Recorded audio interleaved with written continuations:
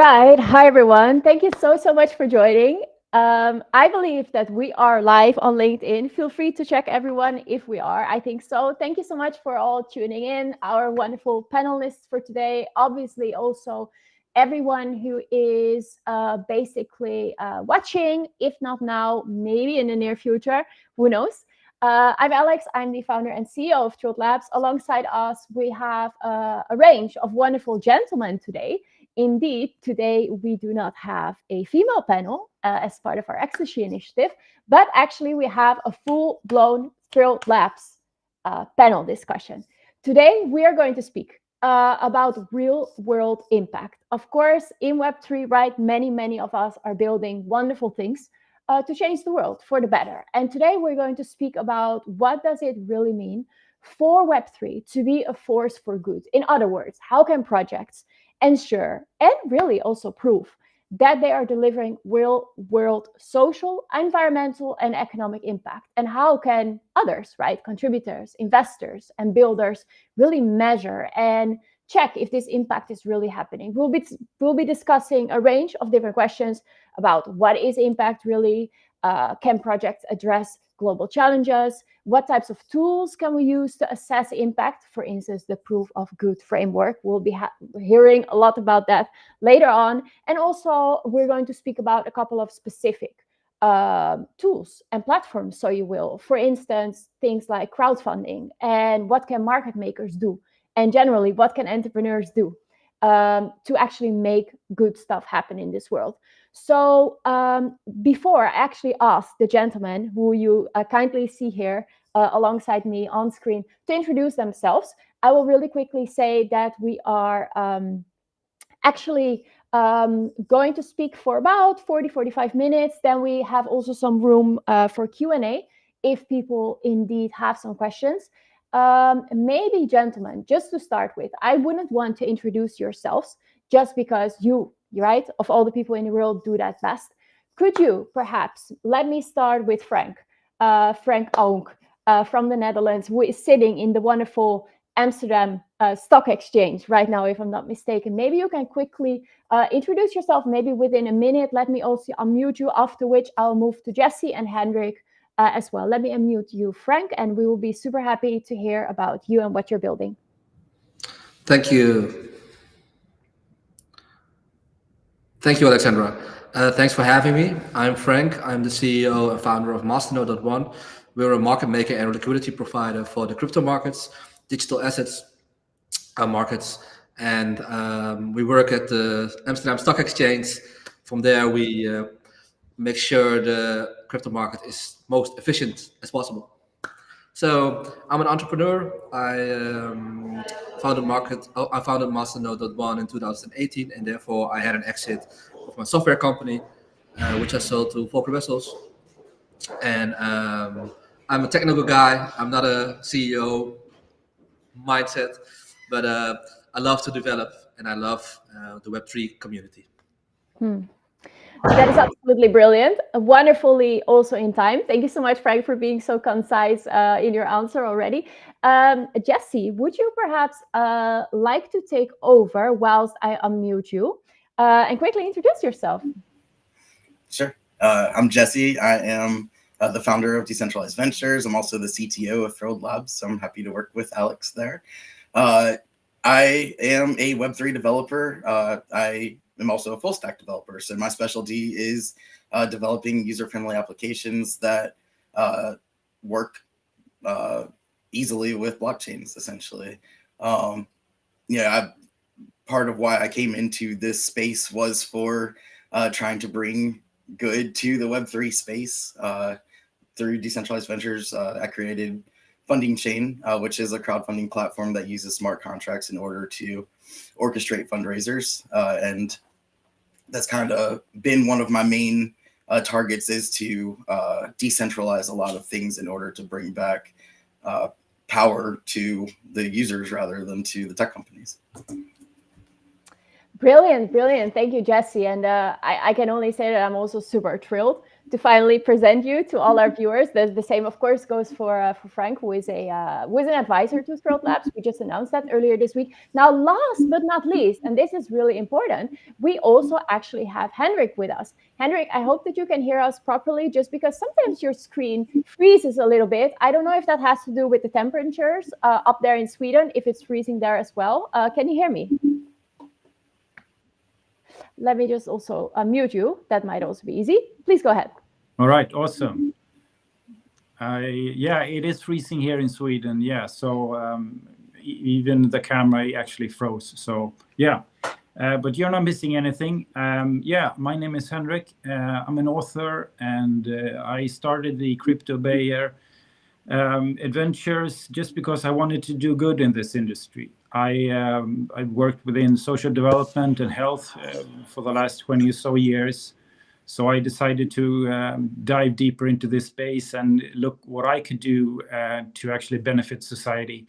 So I run a newsletter, a weekly newsletter called Crypto Bayer, where I dive deeper into how the industry is actually impacting on society and on our well-being. And actually today, I'm also here to present my framework, Proof of Good framework. It's a framework for founders and developers in this space to consider social issues and how it actually impacts society. So I'm really happy to be here with all you amazing guys and girls, and looking forward to this discussion. Massive, massive. Thank you so much. Henrik, you know what could be an idea? Maybe whilst some of the others are talking, what you can try to do is actually rejoin maybe from the Chrome browser. At times, people have difficulty in that regard. Please feel free to have a look. If you can rejoin, maybe that works better with freezing. But rest assured, your image looks great on screen. So even if you remain frozen, no worries whatsoever. Thank you all, gentlemen, for these wonderful introductions from yourselves.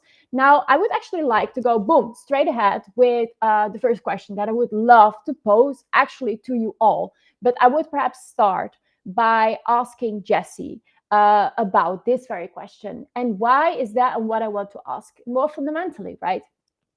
If we think about Web3 and how it tends to position itself as an industry, as a force for good, I want to dig in a little bit more, not too deep from a philosophical perspective, because I'm very aware that many of you are developers. But what do you think about the idea of public good, right? And why this shouldn't or should be actually a guiding principle for the Web3 space? Maybe even if you don't want to talk about what means good and public good, have you ever witnessed something in the industry that is, rather than very, very good, actually very, very bad? I would love to hear your thoughts. Let me start with you, Jesse, and then I'll move to Frank. Let me also unmute you if you are not muted. Yeah, here you go. Jesse, do you have any thoughts about this? Yeah, well, I'll start on the why is it important for us to use Web3 for good? And, really the traditional banking system has really hurt a lot of people in the world. And, me coming from America, I don't experience that from here, but for a lot of the world, approximately 26% of the world, they're not able to connect to the banking system that the rest of the world uses, which pretty much just leaves them out, high and dry. And that even comes down to when we're trying to do things like raise money for those kinds of, for any kind of charitable situation or anybody that's in need in parts of the world that aren't connected to the banking system. It makes it so they really can't participate, even if people are trying to help them. So, I think that, Web3 can really be used for good in connecting, everybody, and allowing everybody fair access to the system. Now, the side as far as, the bad in this industry, I think that, because there's a lot of personal responsibility in the Web3 space that it makes it so it's really easy for people to take advantage of others in this space as well. And we've seen time and time again that those kinds of things have happened. And so you got to kind of be careful in this space, and be able to differentiate the companies that are really out there trying to help people or trying to at least do things, morally, rather than, find yourself in a rug pull situation or things like that. That makes absolute sense. Thank you so much for sharing that, Jesse. I would also like to confirm that Henrik is back in the game, which is absolutely massive, and he's moving, so that is wonderful. Henrik, whilst I mute you, I would love to move actually for a second to Frank. Frank, you have done a lot as well in this industry, right? You have been for a long time in this industry. Do you have any ideas about how important public good, whatever good means, if you can elaborate on that? And if you ever seen perhaps something extremely bad, please feel free to go ahead. Yeah, so on a larger scale, Jesse pointed out that the banking system, that we don't have a good alternative for a banking system. We experienced that ourselves. So they, because we're a crypto company, they excluded us from the complete banking system. We ain't getting a bank account, at least in the Netherlands, and not at some huge banks. So that's one thing. But I think, in my experience, what I've done in the Web3 space and the blockchain space, or whatever you call it, is the verification of good, if you know what I mean. So you can do good, but good is a feeling, it's an emotion, and you do good if someone benefits from it, but you can't verify someone who's doing good. And I think Web3 space is excellent for that.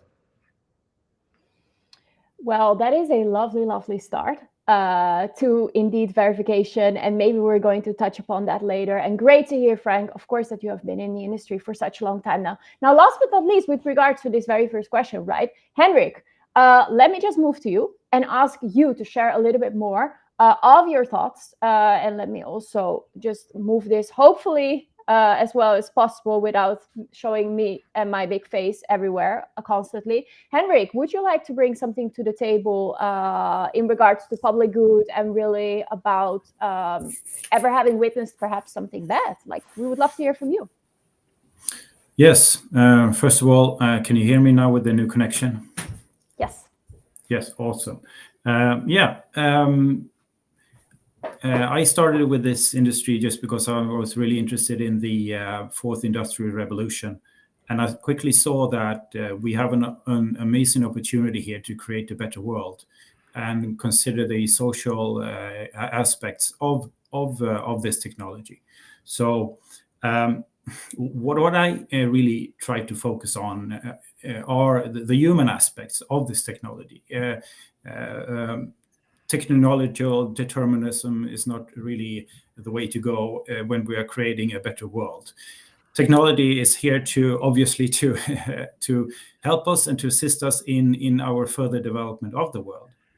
So there are lots of different things in terms of things that we need to focus on, and broadly I would always underline the importance of creating an equitable system that actually includes everyone. And avoiding past mistakes, I mean, we all know the downside of the major tech companies working and exploiting our data, and so we basically created a surveillance capitalist society. So they're actually exploiting our data and exploiting our ways of living, and this is obviously beneficial for these major companies, and we've created new markets which are really beneficial for the industry, obviously. But there are downsides.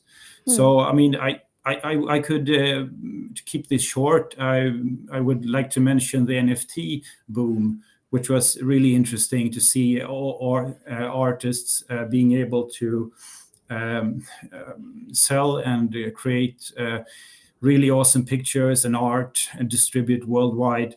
The problem was that initially we thought that this was an equitable delivery in terms of how which people were able to access the art from these creators, and it actually was proven that it was on an unequal distribution.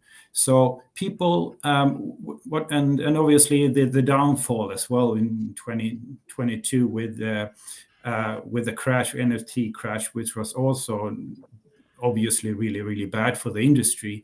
But I would also underline the premise of Web3 space is equitable. Everyone is supposed to be able to join this industry and to be a contributing factor to a better world. But we are seeing quite a few hallmarks of another way this is actually developing. So that is my focus very much in the work.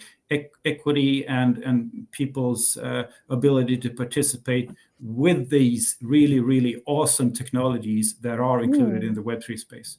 Well, that is lovely. And actually, thank you for bringing that all to the table. I then, in that regard, have a follow-up question for you immediately, Henrik, before I move back, of course, to Jesse and Frank as well, right, for other questions. But whilst that we're speaking about projects and contributors, assessing whether or not projects are good or bad, or however you want to really qualify and quantify this, like, you have been doing, as you said in your introduction, quite a bit of research. I was also lucky enough to contribute a little bit to the proof of good framework. You sure did. Yeah, I was really thrilled indeed about that. If we look at that framework, right, from your end, how do you think that people can really best assess whether a project is truly delivering on its promises? Or in other words, what can we, from you as the author, to take away from this proof of good framework? And maybe you can summarize really shortly once more what this proof of framework really is, if you could. Yeah, sure. At first I would think that it's a conversation starter. I think it could be an overwhelming framework in terms of there are quite a few issues that one can consider when you create a Web3 project, which is actually impacting society in some way. So the first question that I would like to present would be, what would happen if there will be a change in leadership, for instance?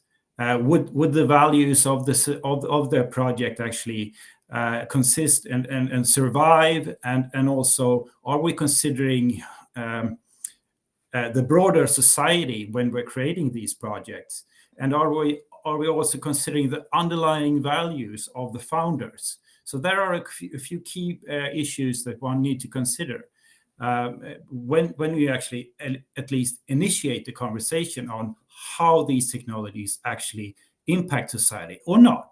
And it's also important just to, even though it might be a project that doesn't really correlate to something that it could be within social change or social action in some way or shape or form, it's also important to consider these issues at least in a conversation-based format, because all these technologies within the fourth industrial revolution have a really huge impact on society in the long term. So just bringing up these issues as a way to start a conversation and consider how these technologies are actually impacting would be a great way to actually provide a practical framework on how to assess whether the projects are impacting or not.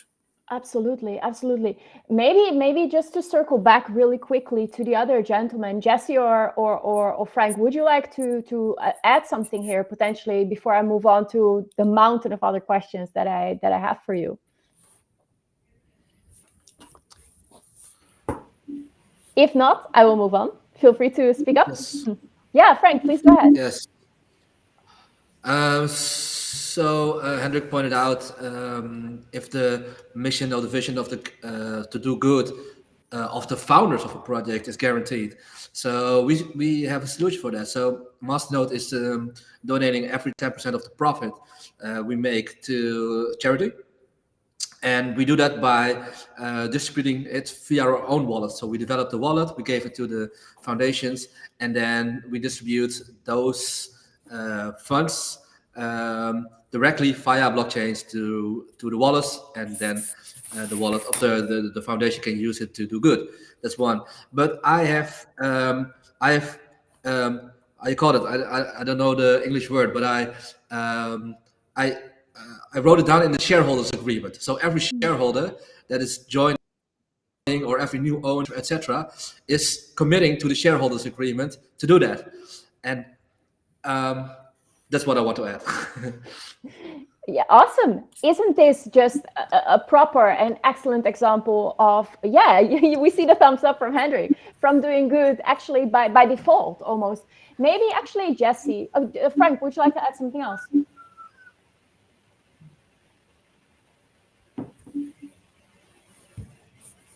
I think also Frank is frozen. No, yeah. You're good, Frank? Okay, let me actually just move on for a second to Jesse. I'm sorry, I lost No worries, Frank. No worries whatsoever. I want to quickly, gentlemen, just move on actually to another part of, what is impact, what is doing good, and what not. Jesse, I mean, you have also been super busy, not only with Thrilled Labs, but also with other projects, right? You are also fundamentally the founder of fundingchain.io. And I think generally, if we think about how we build good, right? How do we actually make these projects happen as well? Fundraising is ultimately key. It's ultimately important as well. Jesse, you have created something that allows for decentralized crowdfunding, basically, as a way to empower people and good causes. Maybe you can elaborate on that. Also share, please do talk to us about why do you think funding chain is needed and how does this decentralization part really help to create that real world impact, if you want to. Yeah, well, and kind of just piggybacking off of what Frank was talking about also, and something that funding chain does with our crowdfunding process is we keep everything on chain. And I think that is, a really important part of the being able to scrutinize the projects that you're going to either work with or use or anything like that. Making sure that there's a clear trail of what's actually happening with the money. In the crowdfunding space, there has been issues of funds being reappropriated by companies. There's been issues of censorship, where it might sound weird to be censored in the crowdfunding space, but there, especially, over the last few years, a lot of the crowdfunding companies have stepped up their censorship practices, especially along the lines of political beliefs.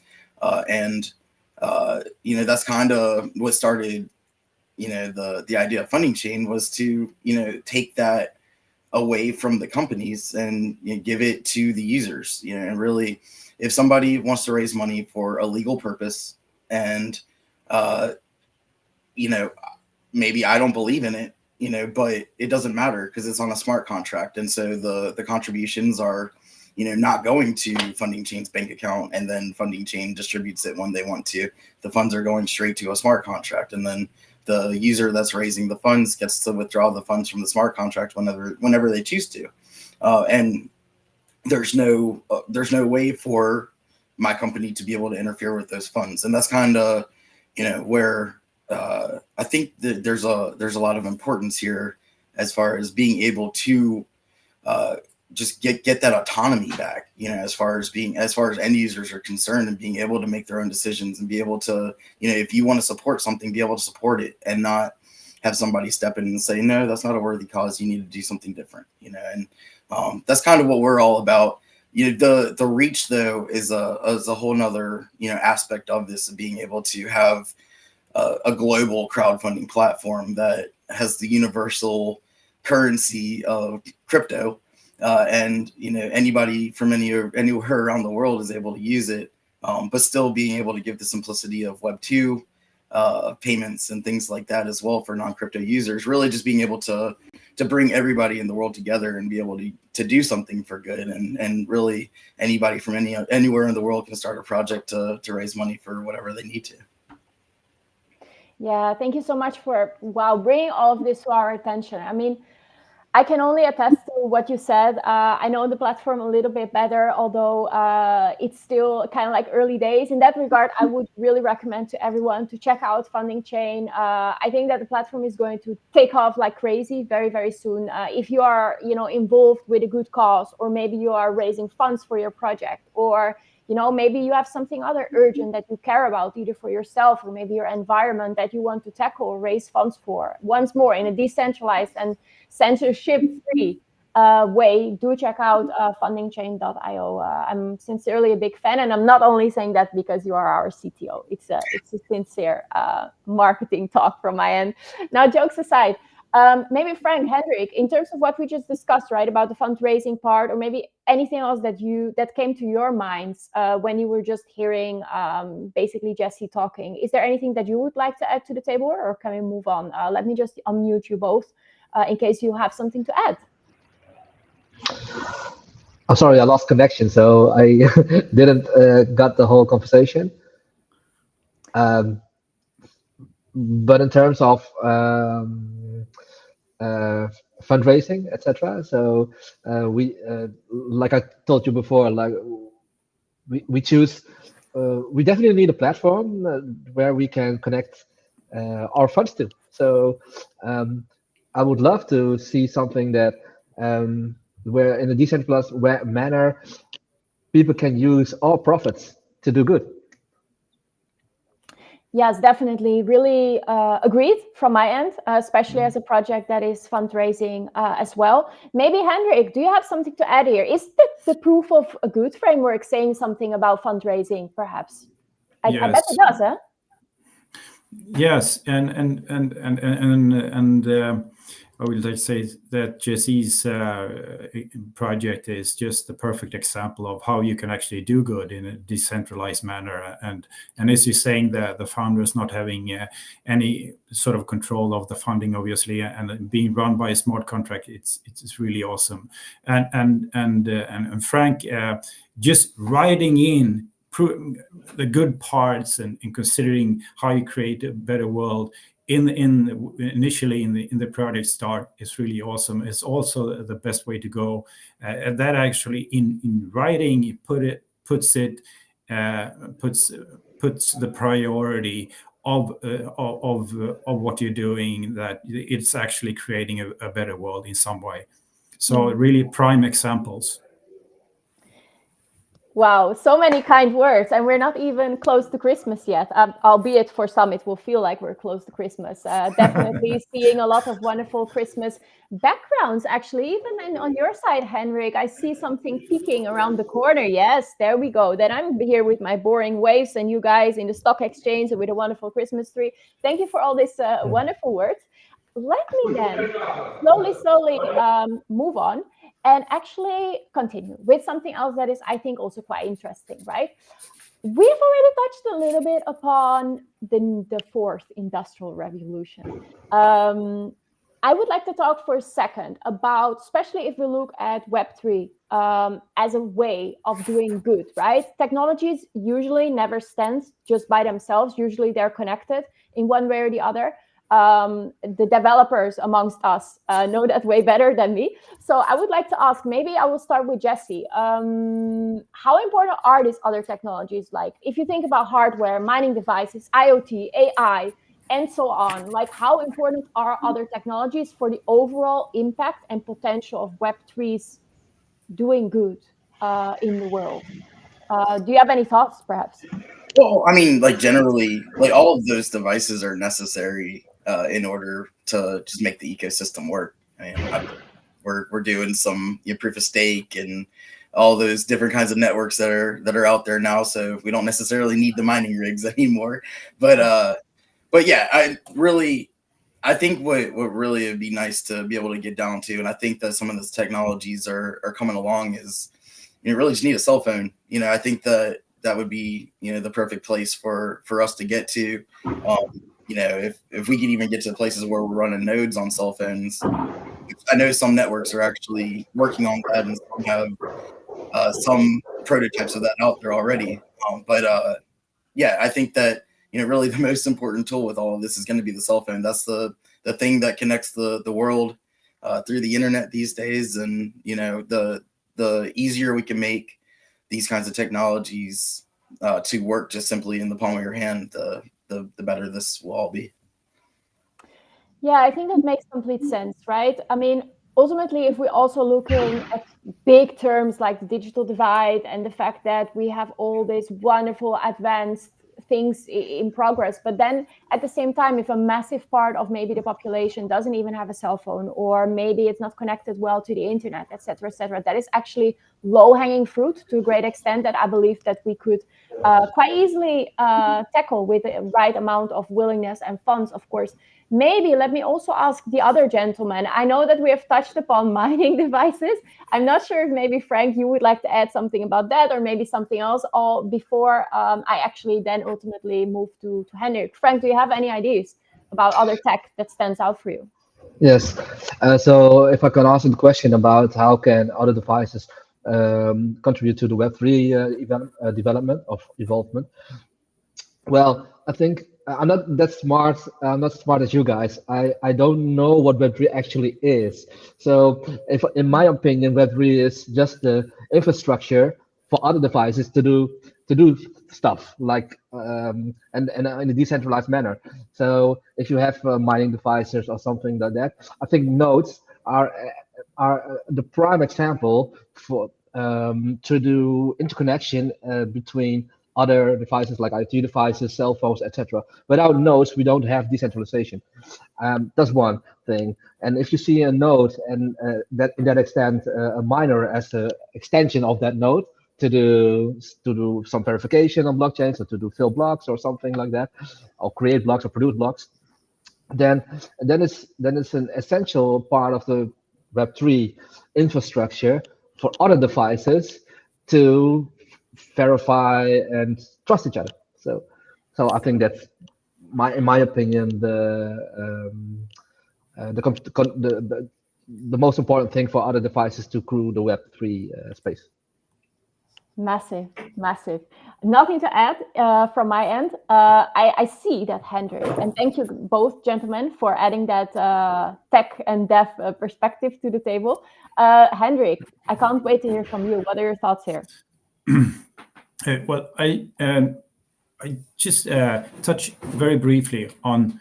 I entered this space just because I was really interested in cryptocurrencies. But after writing about it for a year or so, I really realized that I've missed most of the things that really impact society within the fourth industrial revolution. And these are the technologies that we talked about, the Internet of Things, which is actually applicable to any industry. And there are so many industries that can really benefit from using the Internet of Things, and also obviously AI and being a healthcare guy myself, or within health, AI in healthcare just provides tremendous possibilities of finding and diagnosing diseases and helping health professionals with various diagnoses, and these technologies combined with the decentralized aspects, they provide really thrilling opportunities. And I really hesitate in using the word revolutionary, because it's such a hyped up word. But if we combine these technologies and consider the social impact, and consider the underprivileged people, and consider the decentralized aspects of it, we can create a better world, which is sustainable, equitable, and just. So, and on the technical parts, I mean, AI is such a complex an area which I'm not an expert in, but I would just hesitate that this is likely to change the world as we know it. So I wish Elon Musk was here to present, but I hear AI is developing tenfold each year. So what is possible today is possible to tenfold in each year. So it's an astronomical development we're going through, and I always pinpoint that we're in a revolution here. We're in the fourth industrial revolution, and we need to remember this. And I tend to remind people that the number of years that we're having ahead of us, very short years. Many really groundbreaking things will happen in society, and therefore I think it's really important that we use these technologies and consider the social aspects of these technologies, and that's what I'm really interested in. Boom, that was awesome. Thank you, Henrik. I love how you just pitched that, the social impact, and that we are in a revolution, and that it's, you know, disrupting, and that everything is, that we're basically at an inflection point as humanity, right? With all these things coming together, AI, Web3, all the beautiful things, globalization. Now, Frank, I had the idea that you wanted to add something whilst Henrik was speaking about AI, or am I mistaken here? Yeah. So I think all those new technologies like AI, etc., are contributing to technological inclusivity. If I pronounce it well, inclusiviteit on Dutch. Well, I don't think it's it's getting easier to use it. And the most beautiful thing about Web3 is it works when you don't know that it works. So and the same for AI, and the same for that kind of stuff. So I would like to see a world where my mother can use can use all kind of technological things when it's decentralized, and when it's how you call that, when it's helped by honest AI, if you know what I mean. So that's what I want to add to the discussion. Yeah, absolutely. Henrik, please go ahead. I will unmute you. I just, Frank, as you're saying, and what you're really touching upon here is the digital divide, which, as long as we're not using really helpful technologies that are actually easy for our grandmothers to use, we are not even trying to close the digital divide. And this is really crucial. This is a crucial social aspect that we need to consider when we use these technologies. It's not just about transferring money to one point to another, but it's actually about the digital divide as well. Otherwise, we're creating a tech-savvy population, and the other ones are left out. Yeah, exactly. So to do good, you have to know what's good, and all the beautiful technologies aren't doing anything if my mother don't understand it. So that's Right what on. it is. Yeah, absolutely, guys. And ultimately, maybe to circle back to Jesse's offering, and maybe Jesse, I'm not sure if you want to add something from your perspective here, but all the beautiful technologies, right? If they don't have actual impact, and let's say are available to normal people and normal causes, right? Why do we actually do it?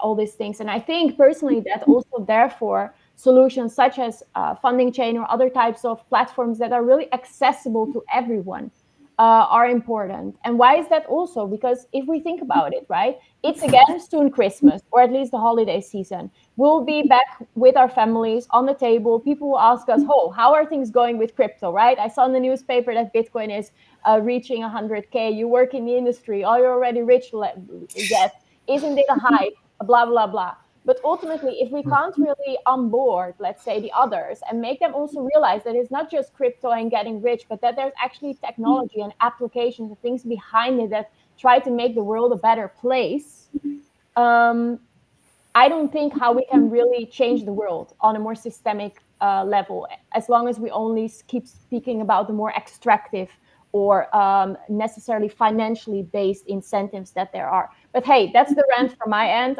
It's not that I know everything. I was curious, Jesse, is there something that you would like to bring to the table, either here or at Christmas with your family?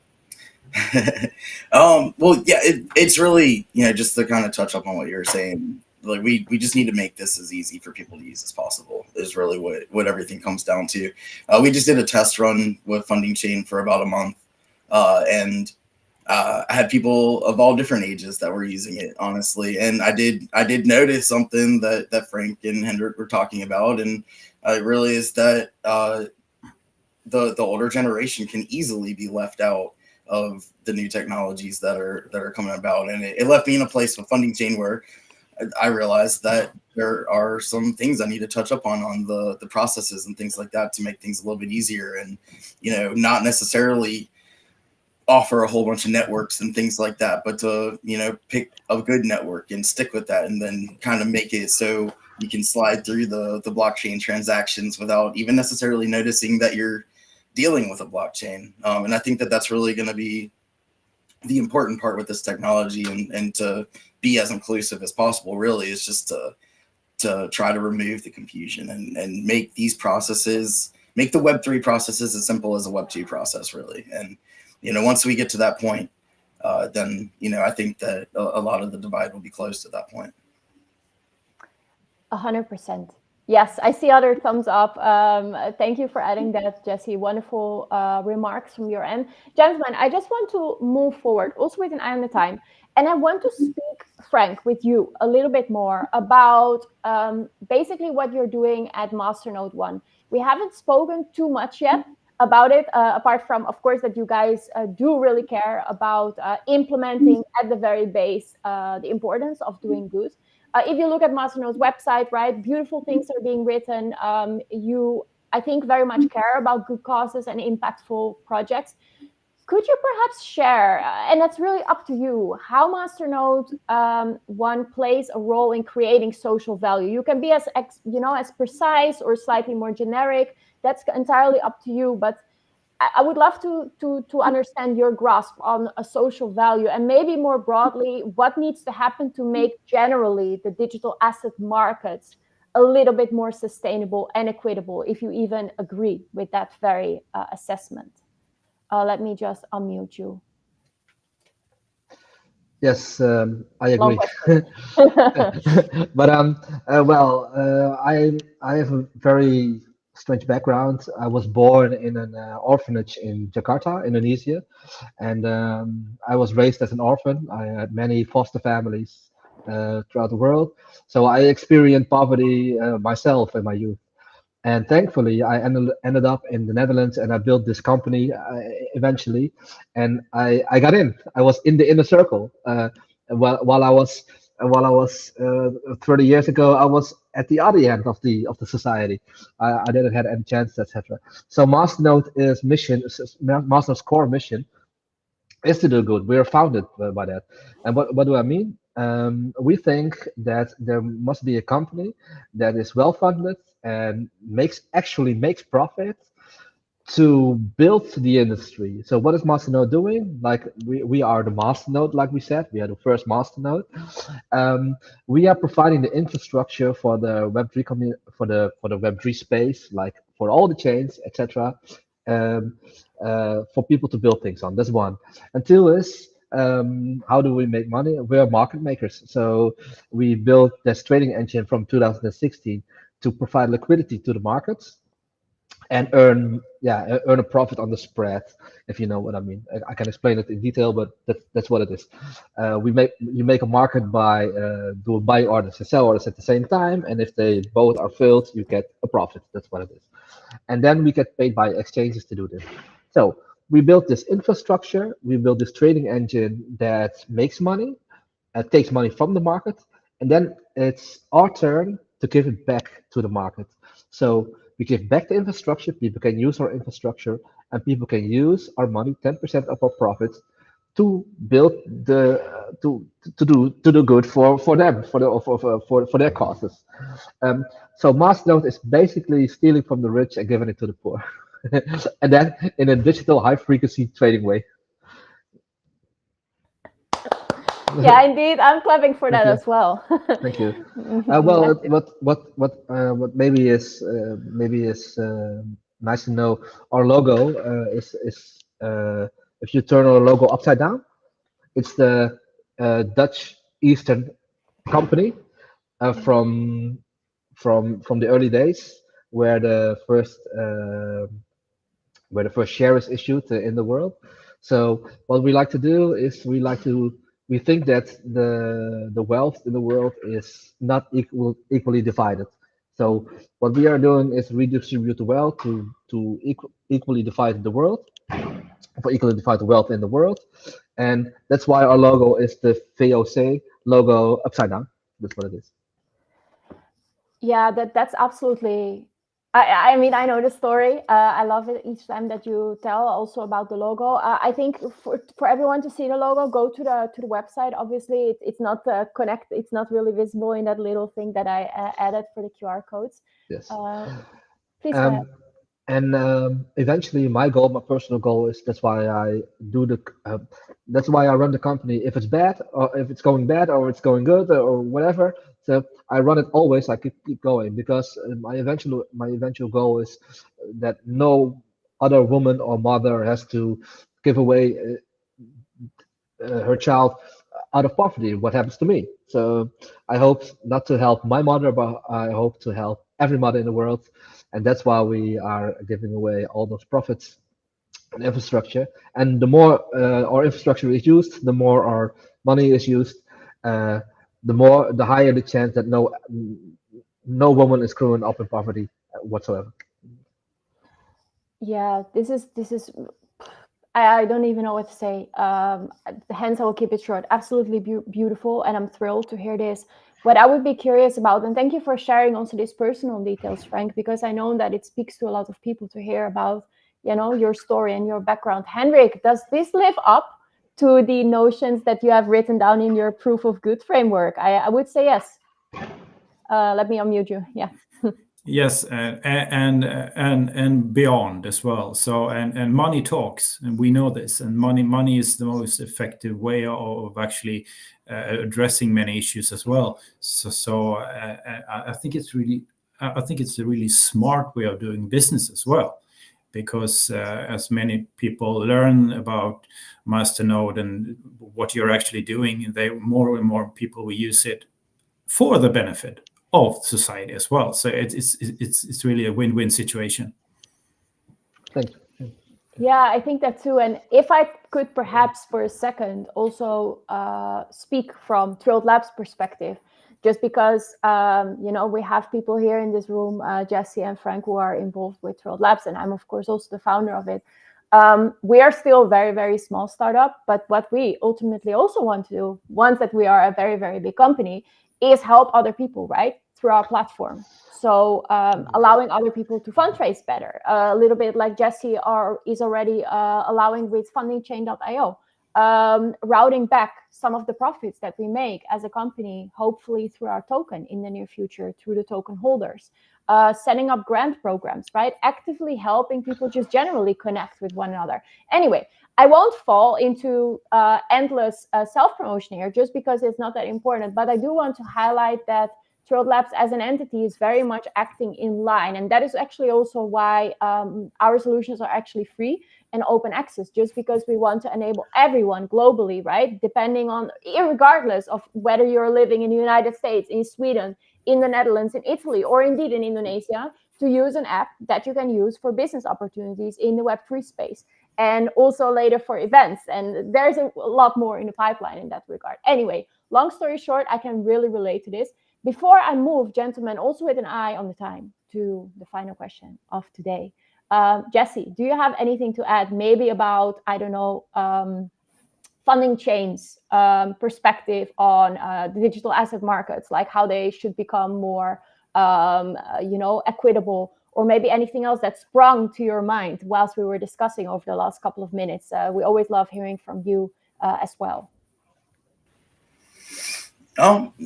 Really just to close out, I guess, for today, just I would like to see the market, the crypto industry as a whole, like truly embrace like real decentralization.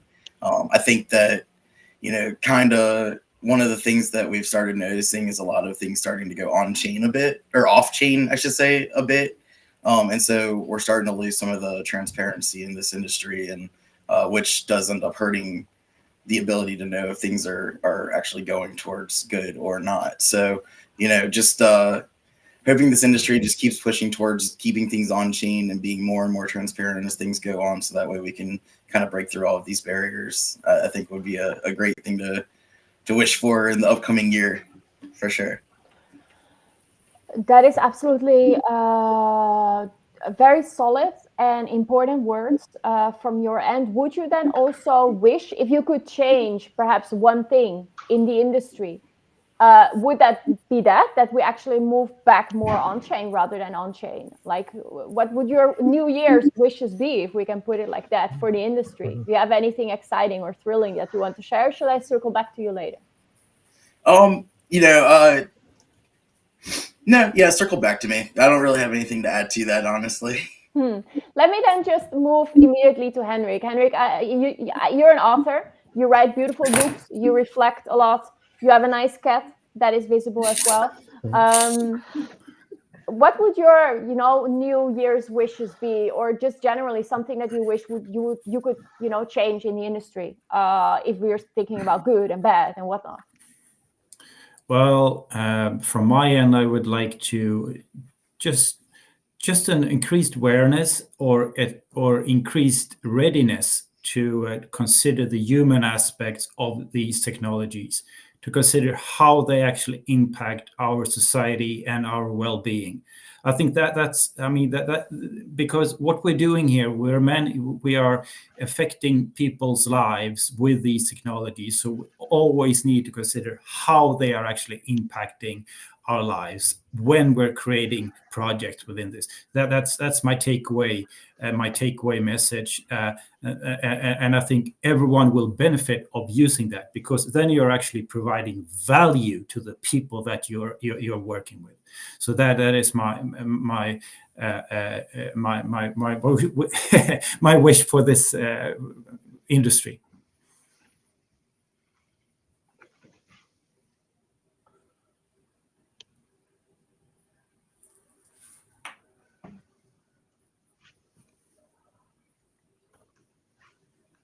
Oops, yes. So what I wanted to say is that I'm doing this panel at the same time while I'm listening to you, and I'm keeping an eye on the socials. So I'm a woman. I can do a lot of things at the same time, but I'm not flawless.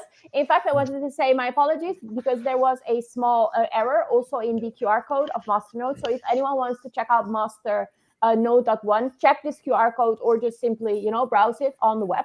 Now, Frank, maybe before I finally move back to Jesse to ask if you gathered final thoughts from your end, what is your take on this? What would you change in the industry if you could, or do you have generally maybe wishes for the upcoming year? Yes, I want to discuss one pitfall of the Web3 community. We built Masternode with our own money. We didn't have any funding, any investors, nothing. We just built it from our garage, and then it grew and it scaled up. After the startup phase, we had some investors, and then we grew. But I think it's fundamentally important that if you want to do good, you have to get out of the system. Don't fall into the system that getting money, do good, and if something bad happens, well, then the money is lost. That decreases the value of money. And if we decrease the value of money, we can't do good, because then everything gets expensive, etc. So build companies that are doing that are making products that people want to use and want to pay for it. That's it. And then if you reach that goal, then get some investors to scale it up. But don't.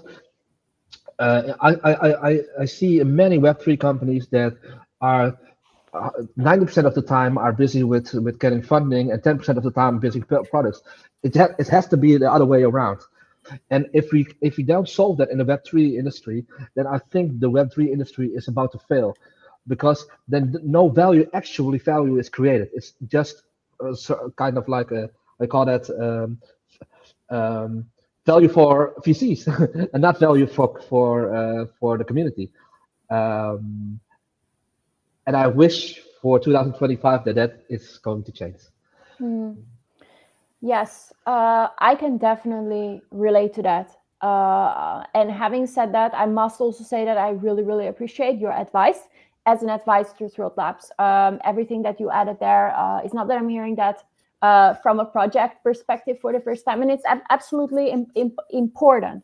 that projects in this space also operate as real businesses. And then once that we're there, we can also do good at the same time. In that regard, I do also personally really think, without making this about us, that, you know, inclusion and doing good, and on the other hand, perhaps a sense and a pinch of capitalism and actually making money, it's not opposite things. They can go hand in hand. As long as you have a product market fit, you execute well, and you have ethical and clever governance. That is my personal opinion and conviction here.